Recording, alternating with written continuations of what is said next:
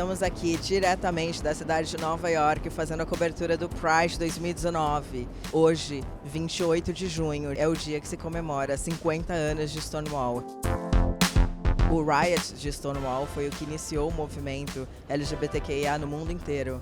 E o que acontece é que muitas pessoas esquecem, né, de quem foram os protagonistas dessa revolução. Hollywood tentou fazer um whitewashing e uma cisgeneridade, uma branquitude dentro dos personagens que lideraram essa revolução, mas a gente sabe que eram pessoas transgêneros que estavam ali na linha de frente, como a Marsha P. Johnson e a Silvia Riviera, que estavam ali realmente lutando pelos nossos direitos e foram as primeiras a jogar os tijolos e resistir contra essa violência policial. E há 50 anos atrás, hoje, fizeram um basta.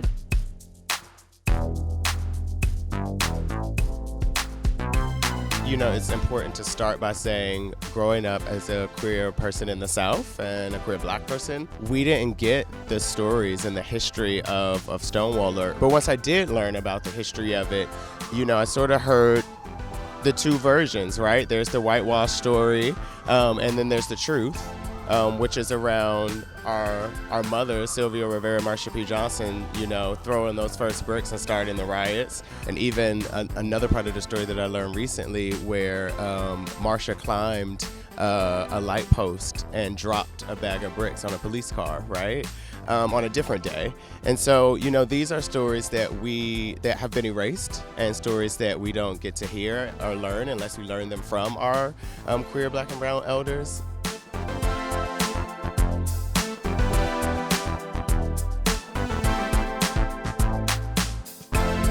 You know, they were invaded all the time, Stonewall. The police came in there all the time, and they were kind of on the payroll. The police made a lot of money off Stonewall Bar.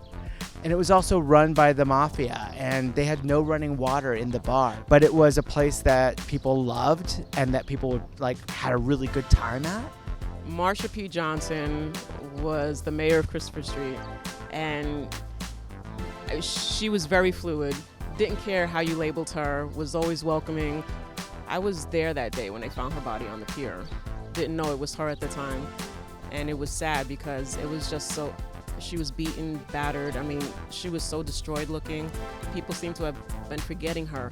And it wasn't some white hippie kid that threw the brick through the window.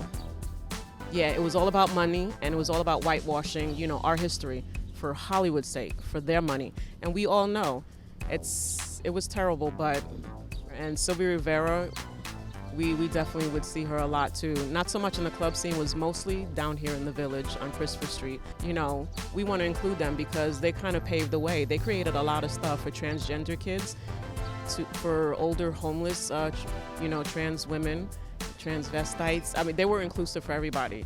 The Gay and Lesbian Community Center here in New York City, a lot of the meetings and the support groups and recognition and even healthcare was focused on men, and that was at the same time in the heart of the AIDS crisis, and a lot of the healthcare wasn't focused on women, and that was tough.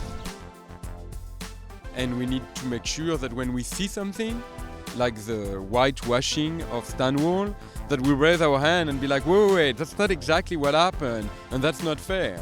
And I am so proud to see that that New York is celebrating the work of Marsha, and that New York is building monuments to trans people, which, you know, they seem to have understood, and that it's time to change that narrative.